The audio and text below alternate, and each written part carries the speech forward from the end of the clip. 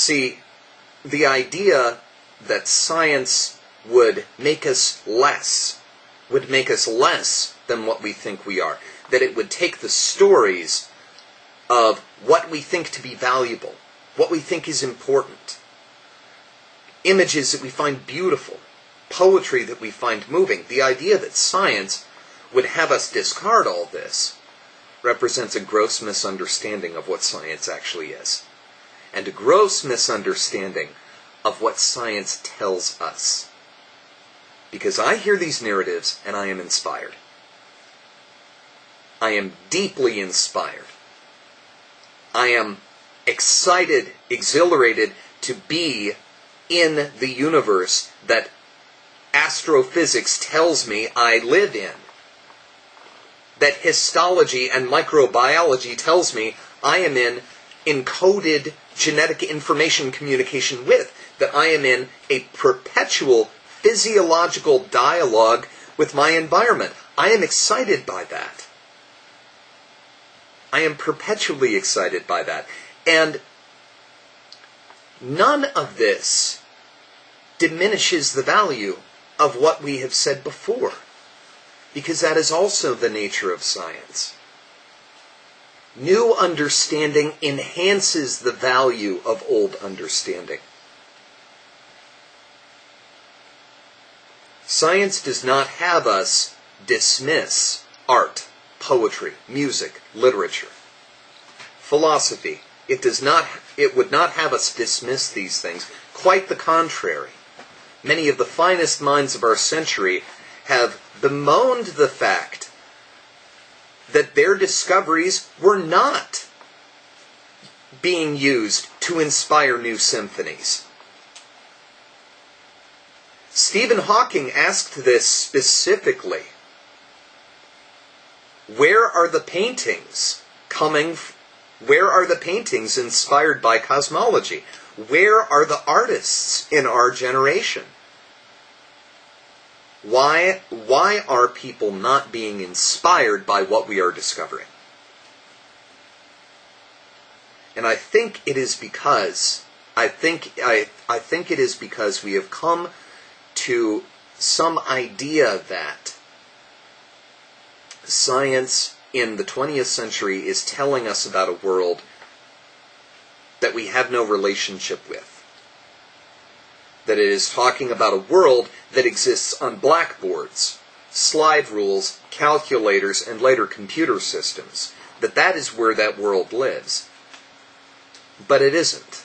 It's the world we live in.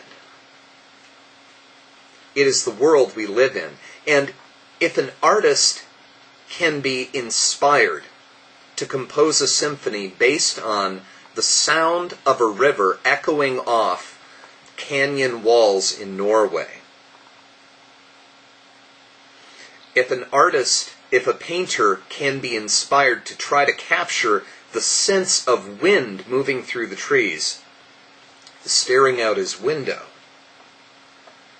how much more can an artist be inspired with the realization that the deep and abiding connection that they feel to something beyond, that there is something connecting them to a picture bigger than themselves? How can they not be inspired? Why would they not be inspired? Why should they not be inspired to be told that that is a verifiable fact? Real understanding does not discard or diminish inspiration. Real understanding is not cold, is not analytical, is not dismissive, is not reductive. A real understanding of the human being does not use the word just in the sense of just a fill in the blank. I can say that my perceptions, my emotions, my states of cognitive being are deeply connected to chemical reactions and electrical responses and particular formations of neurophysiology within my skull. I can say that they are deeply connected. I could even go so far as to generalize and say that my mind is a series of chemical reactions and electrical impulses. But I can't say it is just a series of chemical reactions and electrical impulses, because that description does not include all of the relevant data. Real understanding would not have us dismiss our mythologies, our perspectives, our philosophies, our passions. It would seek to, hope to,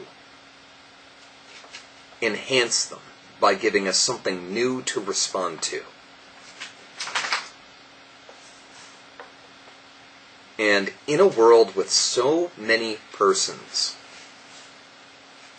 that are starving, desperate, hungry for a sense of meaning, for a sense of value, for a sense of exhilaration in their lives, I don't see how any of us could even possibly justify turning away a source of inspiration as compelling as the simple facts of our existence.